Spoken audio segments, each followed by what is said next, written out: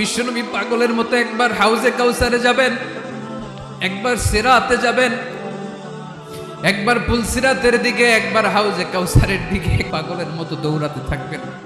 তার কোনো গুনাহগার উম্মত যাতে জাহান্নামে ঢুকে না যায়, সেদিন কেউ সুপারিশ করতে পারবে না বিশ্বনবী ছাড়া।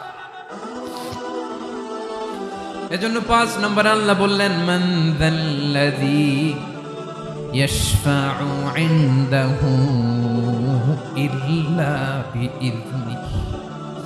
কার সাহস আছে, কার এত বড় বুকের পাটা কিয়ামতের কঠিন দিন আল্লাহর সামনে দাঁড়িয়ে সুপারিশ করবে? কারো ক্ষমতা নেই, কারো ক্ষমতা নাই।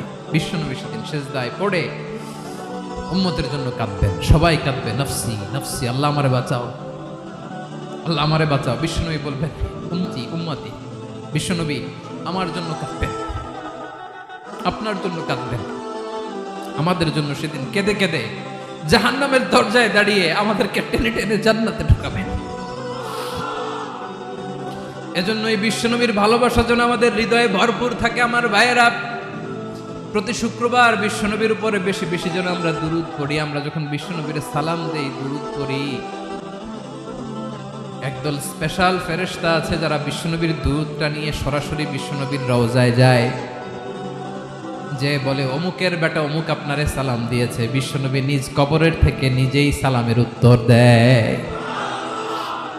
বিশ্বনবীর ভালোবাসা যেন আমাদের হৃদয়ে থাকে, বিশ্বনবীর সুন্নাহ দিয়ে যেন আমাদের জীবনটাকে সাজাই, পারা যাবে ইনশাআল্লাহ। বিশ্বনবীর ভালোবাসা ছাড়া কেউ জান্নাতে ঢুকতে পারবে?